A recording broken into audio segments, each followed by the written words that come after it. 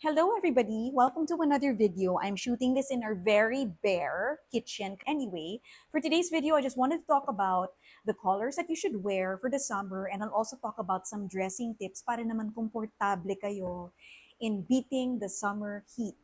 Meron, syempre, mga nagda-drive, meron mga nagko-commute, may mga pumapasok sa school, and understandably, it could be very uncomfortable while you're in transit, no? So, you want to be wearing the lighter colors from your palette, especially during this season.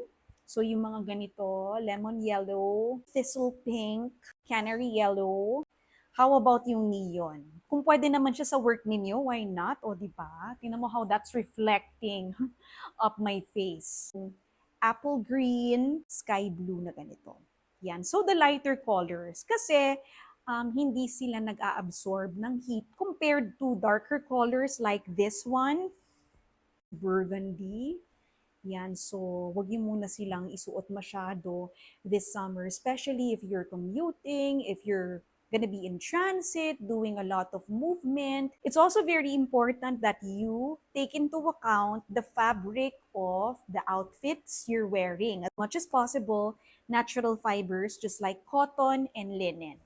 Yan, so ito linen. Ang problema lang sa linen, I get it, gusutin siya. It's breathable, tapos yan, absorbent siya. Tsaka dapat rin yung medyo maluwag. Yan, huwag tayo masyadong mag-fitted silhouettes, especially in this heat. Kasi talaga naman, it's gonna be very sticky, tsaka very uncomfortable. Nangyari na sa akin kasi dati yan. And it really will affect how you carry yourself. Kasi parang sobrang conscious ka na parang, shocks, pawis na ba ako? So very important, aside from wearing the lighter colors from your palette, is that you wear or you get them in fabrics that are light, breathable, just like cotton and linen. This one naman is cotton. And then even for the bottoms, no? Mas maganda rin na yung fit, hindi siya yung hapit na hapit sa katawan. Tapos yun nga, malagkit rin siya lalo pag pinawisan na kayo. So it's best that you choose yung mga medyo loose.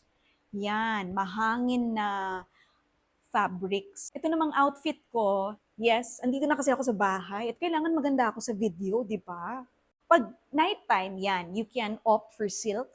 Pag gabi, silk is also a good option. Very light lang din siya. Aside from, of course, yung clothes din, very important, syempre, yung underwear din natin. No? Cotton underwear. I know that jahe na magbaon ng extra underwear, but you gotta do what you gotta do. So another option for you, kung ayaw nyo magbaon ng mga cotton underwear sa bag ninyo, you can buy the disposable underwear from yan. So Watsons, merong ganon. And they're not very expensive. So it's nice to have a stash of that in your office drawer or maybe your locker para lang makapagpalit kayo. Kasi nga very important na pinapalitan niyo yung underwear ninyo even with this heat so that it doesn't create that environment for an infection.